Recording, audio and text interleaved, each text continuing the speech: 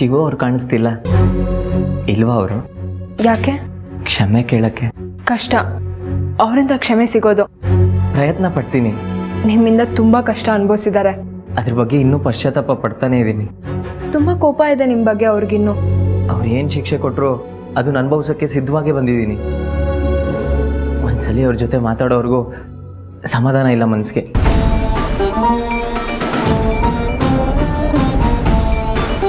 ಆಚೆ ಇದ್ದಾರೆ. Thank you.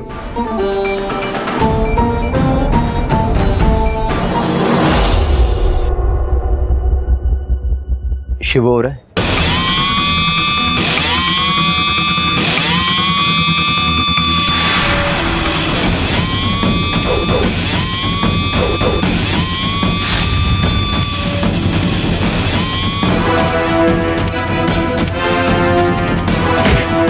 ನೀನ್ ಯಾಕೋ ಬಂದೆ ಇಲ್ಲಿಗೆ? ಹೋಗಳು ಇಲ್ಲೋ. ಏನೋ ಮಾಡ್ತಾ ಇದ್ಯಾ? ನಾಳೆ ನಮ್ಮ ಮನೆ ಮಗಳು ಇವ್ರ ಮನೆಗೆ ಸೊಸೆ ಆಗಿ ಹೋಗ್ತಾಳೆ. ಈ ಟೈಮಲ್ಲಿ ನಿನ್ನಿಂದ ಮದ್ವೆ ನಿಲ್ತು ಅನ್ನೋ ಆಪಾದನೆ ಬೇಕಾ ನಮ್ಗೆ?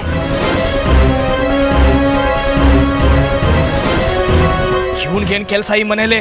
ಆರೋಗ್ಯದ ಬಗ್ಗೆ ವಿಚಾರಿಸಕ್ಕೆ ಬಂದೆ. ಕೊಲ್ಲೋಕ್ ಹೊರಟೋನು ಕಾಯೋಕ್ ನಿಂತ ಅನ್ನೋ ತರ ನಿನ್ನ ನವರಂಗಿ ಆಟ ನನ್ನ ಹತ್ರ ಬೇಡ. ನಿಮ್ಮನ್ನು ಕ್ಷಮೆ ಕೇಳಕ್ಕೆ ಬಂದೆ. ದಯವಿಟ್ಟು ನನ್ನ ಕ್ಷಮಿಸ್ಬಿಡಿ. ಎರಡೂ ಮನೆಗಳು ಒಂದಾಗ್ತಿದೆ. ನಾವು ಹಳೆ ಕಹಿನೆಲ್ಲ ಮರೆತು ಒಂದಾಗ್ಬೋದಾ ಫ್ರೆಂಡ್ಸ್?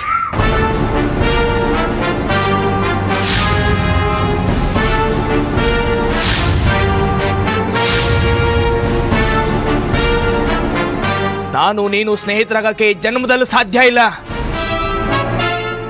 ಕ್ಷಮೆ ವಿಷಯಕ್ಕೆ ಬಂದ್ರೆ ನೀವು ನನ್ನ ಕಣ್ಮುಂದಿಂದ ಎಷ್ಟು ಬೇಗ ಹೊರಡ್ತಿರೋ ಅಷ್ಟು ಒಳ್ಳೆಯದು ನಿಮಗೆ. ನೀವ್ ಮಾಡ್ಸಿದ ಹಲ್ಲೆಯಿಂದ ನನ್ನ ಮಗ ಸತ್ ಬದುಕಿದ್ದಾನೆ. ಮನೆಯವ್ರಿಗೋಸ್ಕರ ಅವ್ರ ನೆಮ್ಮದಿಗೋಸ್ಕರ ನಾವು ಮರಿತೀವಿ ಅಂದ್ರು ಅದಕ್ಕೆ ಸ್ವಲ್ಪ ಸಮಯ ಬೇಕಲ್ವಾ? ಕ್ಷಮೆ ನಿರೀಕ್ಷೆಯಲ್ಲಿ ಬಂದಿದ್ದೆ.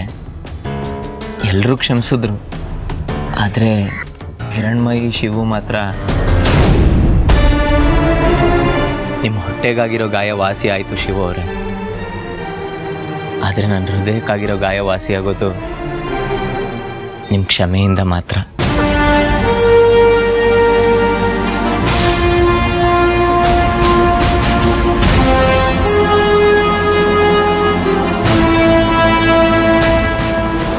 ನಮ್ಮ ರಂಗುನೂ ಇದ್ದಿದ್ರೆ ಚೆನ್ನಾಗಿರೋದು ಮದುವೆಲಿ.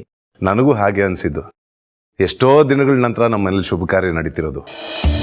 ಆದರೂ ಅಪ್ಪನ ಆರೋಗ್ಯದ ಬಗ್ಗೆನೂ ಯೋಚನೆ ಮಾಡ್ಬೇಕಲ್ವಾ? ರಂಗು ಪ್ರಕೃತಿ ಚಿಕಿತ್ಸೆಯಿಂದ ಬಂದ ಮೇಲೇನೆ ಮದುವೆ ಇಟ್ಕೋಬೋದಾಗಿತ್ತೇನೋ. ಮುಹೂರ್ತನೂ ಅಪ್ಪನೇ ನಿರ್ಧಾರ ಮಾಡಿದ್ದಲ್ವಾ? ಮದುವೆ ನಡೆದು ಬಿಡ್ಲಿ, ಅಪ್ಪನೂ ಆದಷ್ಟು ಬೇಗ ಬರ್ತಾರೆ. ಸರಿ. ಹಾಗೆ ನನ್ನ ಸಾರಿಪ್ಪ, ನನ್ನ ಮಕ್ಕಳು ಬಂದಿದಾರಲ್ಲ ಅವ್ರನ್ನ ಸ್ವಲ್ಪ ಬೇಗ ಕಳಿಸ್ಬಿಡಿ. ಬಿಟ್ರೆ ನಮ್ಮ ಸಮರ್ಥ ನಿಮ್ಮ ಮನೆ ಅಳಿನಾಗಿ ಅಲ್ಲೇ ಸೆಟ್ಲ್ ಆಗ್ಬಿಡ್ತಾನೆ. ಅದಕ್ಕೆ ಹೇಳಿದೆ. ಅಷ್ಟು ದುರಾಸೆ ನಮಗೂ ಇಲ್ಲ ಬಿಡಿ, ಚಿಂತೆ ಬೇಡ. ಆದಷ್ಟು ಬೇಗ ಕಳಿಸ್ಕೊಡ್ತೀನಿ ನಿಮ್ಮ ಮಕ್ಕಳನ್ನ. ಈ ಕುಲಶೇಖರ ಒಬ್ಬ, ಯಾರು ಸಿಕ್ಕರು ಅವ್ರ ಹಿಂದೆ ಹೋಗ್ಬಿಡ್ತಾನೆ.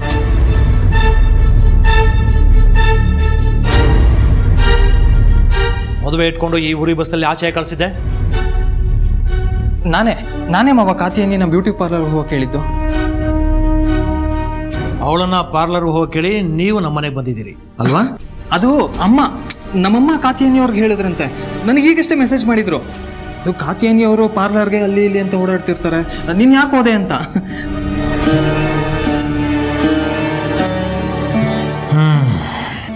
ಈಗಿನ ಮಕ್ಕಳನ್ನ ಅರ್ಥ ಮಾಡ್ಕೊಳ್ಳೋದೇ ಕಷ್ಟ.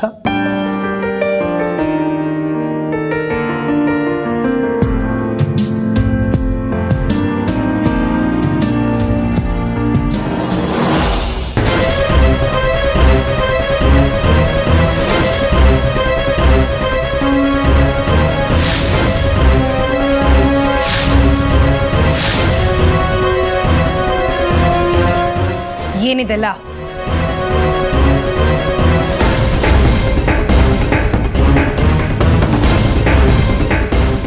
ಸರಳವಾಗಿ ಇನ್ನೊಬ್ರಿಗೋಸ್ಕರ ಬದುಕೋದೇ ಲೈಫು ಅಂತ ಗೊತ್ತಾಯ್ತು. ಅದಕ್ಕೆ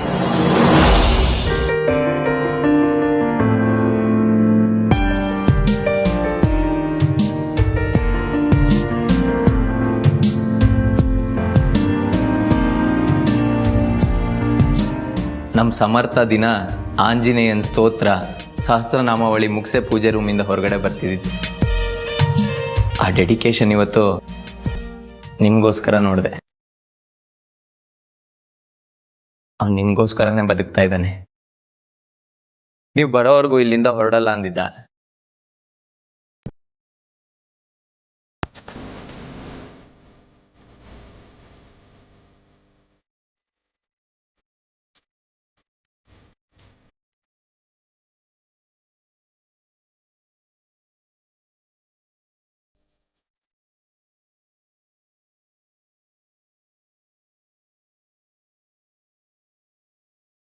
ಹಿರಣ್ಮಯ್ಯ ಅವರೇ, ನಾವಿನ್ ಬರ್ತೀವಿ. ಮಾವಂಗೆ ಹೇಳ್ಬಿಡಿ.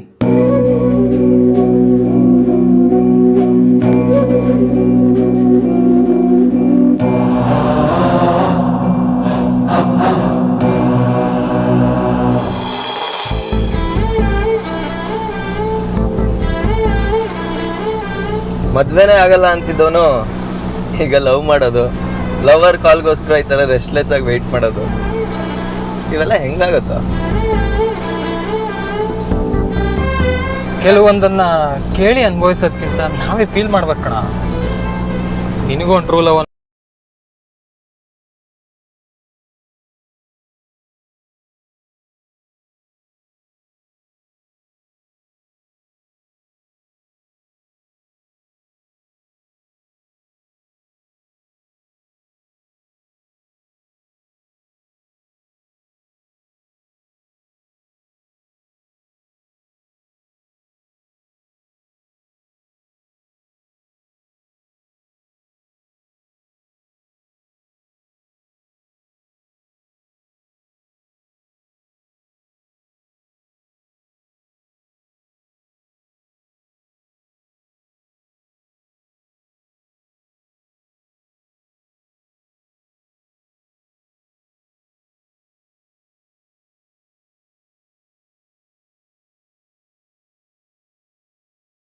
ಯಾಕೆ ನೆನಪಾಗ್ತಿದ್ದಾರೆ ನನಗೆ? ಯಾರು ಯಾರದೋ ಇಲ್ವಾ? ಹೇಳೋ ಯಾರದು ಇಲ್ವಲ್ಲ?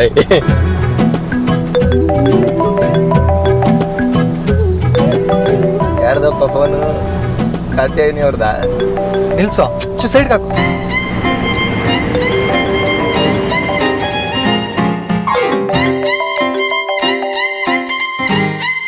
ಹಲೋ, ಸಾರಿ, ಯಾಕೆ? ನೀವು ಬಂದಾಗ ನನ್ನ ಮನೇಲಿರ್ಲಿಲ್ಲ ಅಲ್ವಾ, ಅದಕ್ಕೆ. ನಾನೇನು ಹೇಳಿ ಬಂದಿರ್ಲಿಲ್ವಲ್ಲ? ಅಲ್ವಾ, ಯಾಕೆ ಹೇಳಿಲ್ಲ? ಹೇಳಿದ್ರೆ ಏನು ಮಾಡ್ತಿದ್ರಿ? ನಿಮಗೋಸ್ಕರ ಮನೇಲೆ ಕಾಯ್ತಿರ್ತಿದ್ದೆ. ಮದುವೆ ಒಂದಾಗಲಿ, ಆಮೇಲೆ ನಾನು ಪ್ರತಿದಿನ ಆಫೀಸಿಂದ ಬರೋವರೆಗೂ ಕಾಯೋದಿದ್ದೇ ಇರುತ್ತೆ ಮನೇಲಿ. ಇವತ್ತು ಒಂದೇ ದಿನ ಅಲ್ವಾ ನಾವು ಈ ಥರ ಫೋನಲ್ಲಿ ಮಾತಾಡ್ಕೊಳಕ್ಕಾಗೋದು. ನಮ್ಮನೇಲಿ ನಾಳೆಯಿಂದ ಫೋನ್ ಯಾರೋ ಕಿತ್ತಿಡ್ಕೊಳ್ಳಲ್ಲಪ್ಪ. ಹಾಗಲ್ಲ ನಾನು ಹೇಳಿದ್ದು. ಹಾಂ, ಮತ್ತೆ ನಿಮ್ಮ ಫೋನ್ ಯಾವಾಗ ಬರುತ್ತೆ ಅಂತ ಕಾಯೋದು. ನೀವು ಈ ಸಲ ಫೋನ್ ಮಾಡಿದಾಗ ಏನೇನು ಮಾತಾಡೋದು, ಏನೇನು ಕೇಳಬೇಕು ಅಂತ ನೋಟ್ಸ್ ಮಾಡ್ಕೊಳ್ಳೋದು. ನೀವು ಪ್ರತಿ ಸಲನೂ ಒಂದೊಂದು ನೆಪ ಹೇಳ್ಕೊಂಡು ನನ್ನನ್ನು ನೋಡೋಕ್ಕೆ ನಮ್ಮ ಮನೆಗೆ ಬರೋದೆಲ್ಲ ಮಿಸ್ ಆಗೋಗುತ್ತಲ್ಲ, ಅದಕ್ಕೆ. ಹಾಗಾದ್ರೆ ಮದುವೆನ 1 ತಿಂಗಳು ಮುಂದಕ್ಕೆ ಹಾಕ್ಸ್ಬಿಡ್ಲಾ? ಅಯ್ಯೋ ಬೇಡ ಬೇಡ. ಅಲ್ಲ ರೀ, ಮದ್ವೆನ